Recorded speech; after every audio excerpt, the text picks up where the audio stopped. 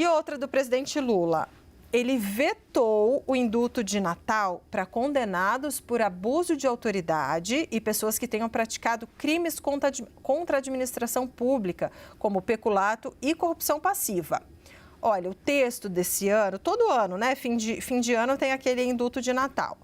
Esse ano proibiu e diz o seguinte: o texto deste ano amplia o benefício para mulheres gestantes com gravidez de alto risco comprovado por laudo médico, mães e avós condenadas por crimes sem grave ameaça ou violência. Também terão direito ao benefício, caso comprovem serem essenciais para o cuidado de crianças até 12 anos com deficiência. E aí esse decreto exclui, então, condenados por atentado ao Estado Democrático de Direito. De quem será que a gente está falando, hein? Vamos lembrar do 8 de janeiro? O que inclui, claro, os presos pelos atos golpistas de 8 de janeiro. Não terão indulto. O mesmo vale para condenados por crimes hediondos, tortura e violência contra a mulher, crianças e adolescentes. Quem fez acordo de colaboração premiada, integrantes de organização criminosa e condenados em regime disciplinar diferenciado também seguem vetados.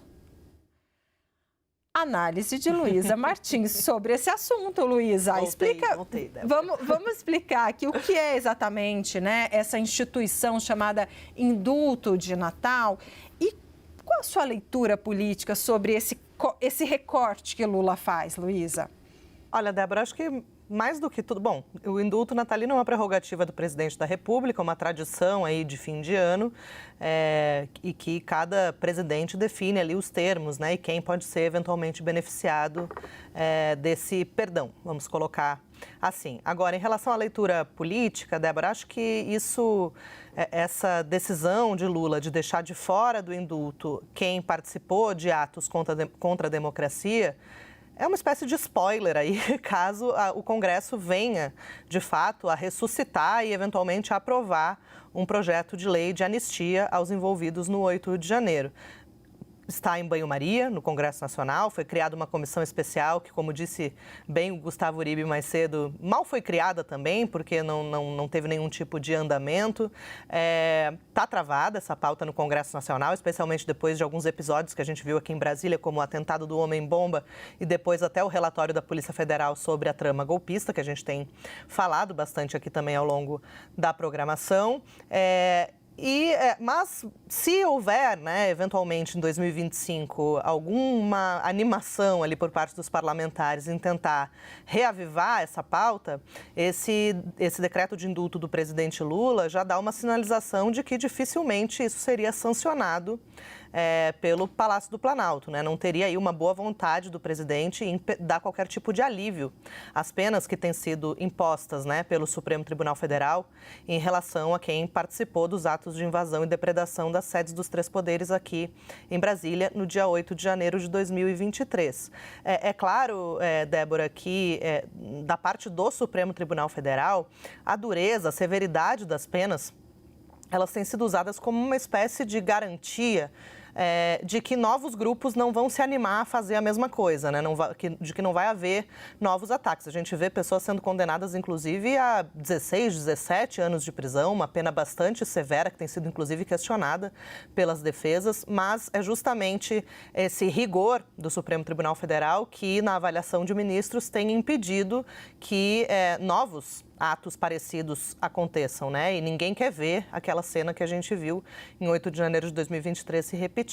Então, para além disso, há uma avaliação política de que essa é uma sinalização, de fato, do presidente Lula em relação a como ele entende, como ele interpreta, na verdade, essa possibilidade de anistia a quem participou de atos golpistas ou antidemocráticos. Na avaliação do presidente Lula, essas pessoas, nesse primeiro momento, pelo menos, não merecem, né? Não devem ser beneficiadas por um alívio nas penas ou por um perdão da pena, que é a questão do indulto de Natal. E em relação a isso também, Débora, a gente tem visto, né, dentro do Supremo Tribunal Federal, essa preocupação, como eu falei, em relação à possibilidade de novos atos, né, antidemocráticos e o rigor que tem sido aplicado a isso, nessas ações penais que estão sendo julgadas na Corte, como uma espécie de resposta para quem eventualmente cogitar fazer uma empreitada dessas novamente, né? A pessoa vai ter que calcular se quer passar 16, 17 anos na prisão, menos, na verdade, porque às vezes a pessoa pode acabar tendo algum tipo de benefício aí durante a progressão da pena, mas se quer ser condenada a 16, 17 anos de prisão sem a possibilidade de indulto enquanto o Lula, né, for presidente da República. Então, essa é a avaliação que eu faço desse momento, desse indulto, né, que poderia ter... Poderia não ter nem citado, né, se fosse o caso, essas questões envolvendo os atos antidemocráticos, mas o presidente Lula deixou bem claro que essas pessoas, esses condenados, devem seguir cumprindo a pena normalmente. E é interessante, né, Luísa, porque cada presidente imprime no indulto de Natal meio que a sua característica, né, o seu modo de pensar. Eu estava recuperando aqui que poucos dias antes de deixar a presidência, em dezembro de 2022, o então presidente Jair Bolsonaro, ele concedeu esse indulto natalino, que é o perdão da pena, né, a militares e policiais que cometeram crimes em operações. Então, cada um dá ali a cara da sua gestão. Exato. Um pouco, né? Desculpa, eu te interrompi no meio, mas é só para não perder. Já, pode falar. Só para não perder o fio da meada aqui do raciocínio. Eu lembro que o indulto de Natal do então presidente Michel Temer foi questionado.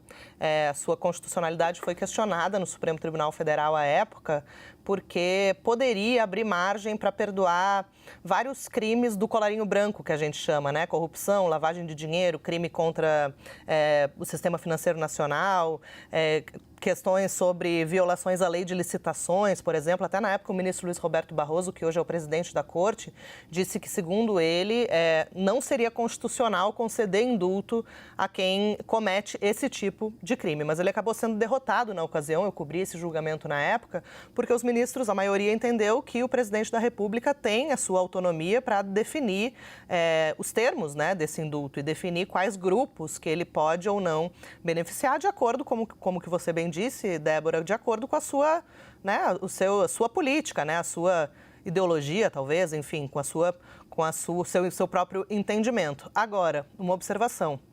A gente lembra que quando o ex-presidente Jair Bolsonaro concedeu um indulto especificamente para o ex-deputado Daniel Silveira, que havia sido condenado pelo STF justamente por atos antidemocráticos, foi condenado a 8 anos e 9 meses de prisão, salvo engano, foi esse o total da pena.